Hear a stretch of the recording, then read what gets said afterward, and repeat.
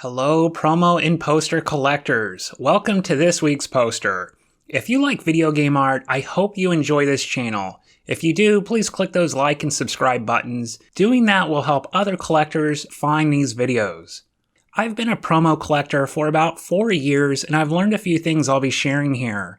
I'm also wanting to catalog my poster collection and promote the goodness of promo collecting. Most of my focus will be on retail posters. These were posters that were hung in shops like Babbage's, Electronics Boutique, and the offices of arcade distributors. They were used to sell products to the masses, and as such, they pack a visual punch, meant to hit a square in the amygdala.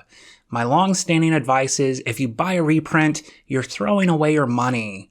Originals will always look better and appreciate in value.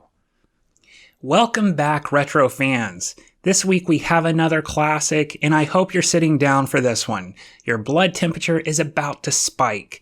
Direct from 1993, I give you the Japanese retail poster for Phantasy Star IV on Sega's Mega Drive. That's actually December of 1993, just in time for the holidays. But in the West, we wouldn't be graced by this wonder for 2 more years, till 1995. Do you remember waiting 2 years for this game to be translated and released in 1995? That would have been the end of the life cycle for the Genesis and Mega Drive for overseas markets. And if you were anything like me, you had probably moved on mentally and had pre-ordered Sony's PlayStation. So I didn't return to this game till after Phantasy Star Online, and that was years later. Like Sonic Team's Knights, Phantasy Star IV is a reunification of the core Phantasy Star team, excluding Yuji Naka-san, who had been busy with Sonic. It represents the last traditional Phantasy Star game before Sonic Team's online plans took hold. So 4 is an end to the Millennium in many ways, but it's also a beautiful snapshot at peak Mega Drive engineering. Laced throughout this game are expertly drawn 2D art cinemas that can go on for minutes. The game is bright and colorful and has sophisticated music tracks that incorporate sound effects. For example, the cave music features what I believe are the sounds of water dripping from stalactites. Those are the ones hanging from the ceiling. I had to look it up. The game also has modern RPG conveniences, like being able to talk to your party for game progression advice. The first time I remember seeing that was in Dragon Quest VIII for the PS2. And if you know of another console RPG to have had that before Phantasy Star IV, please share your wisdom in a comment. So this poster is a Japanese B2 retail poster. And that's a very common size for the Japanese retail market. It's also a perfect size for most homes. There's no copyright date on this poster, no release date, just the 8,800 yen price point for a 24 megabit game, which is about 3 megabytes. In America, this game originally sold for $100 in 1995. And today, people are complaining about $70 priced games. You might have noticed a few small stain spots on this poster, and the good news is those can be removed during a linen backing and restoration process.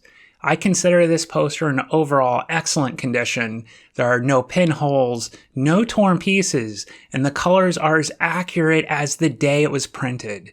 Paperweight is light to medium, and it has a satin finish on its front and back.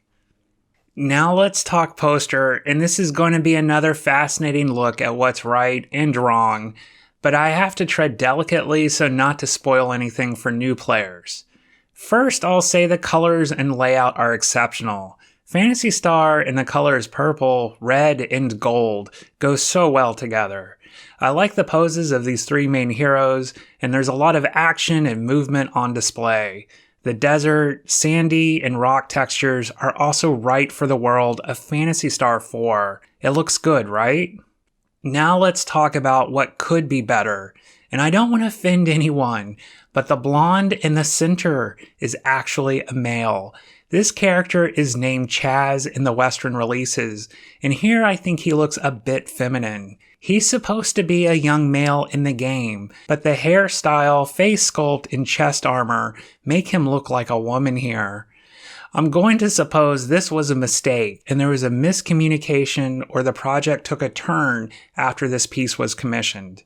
So this is the cover art seen on the Mega Drive release in Japan and the European Union markets, but not in America. I do prefer this art over what we had in the States, and I think the game would have sold better if we had seen more of this. So overall, I'm very pleased with this art. Rika and Rune look wonderful, running east and west, and the detail in their appearance is exquisite. I'm also really pleased we have 3 large screenshots at the bottom. Each screenshot shows a strong point of the game's engineering, including those marvelous 2D cinemas. We also have creditation for the illustration by Hitoshi Yoneda. If only we had an image of the Mega Drive itself and the actual street date, the layout would have been perfect. And here we've reached the conclusion for this week's video. Sega's Phantasy Star was Sega's secret weapon against Nintendo on the Sega Master System in Genesis, in a time before Dragon Quest and Final Fantasy had taken hold over the Western markets. Phantasy Star is Sega royalty, and in the same league as Sonic, Daytona, and many of their other hit franchises. Phantasy Star Online is, although a different game, it still represents the franchise well, and any Phantasy Star poster is going to be a high-value poster for the foreseeable future, especially an early one like this. If you have an idea for why Chaz has such beautiful hair in this poster, please leave a comment, but remember to be respectful, including for those who haven't played the game yet. So we'll leave it here, fellow promo and poster rats. Thank you all for watching. If you like this video, please click the like button, and if you want to be alerted of new poster videos, please subscribe to the channel. We're going to stay on the Sega train for next week, but flash forward a few years to when games showcasing graffiti art included legal disclaimers. See ya in Shibuya. Bye for now.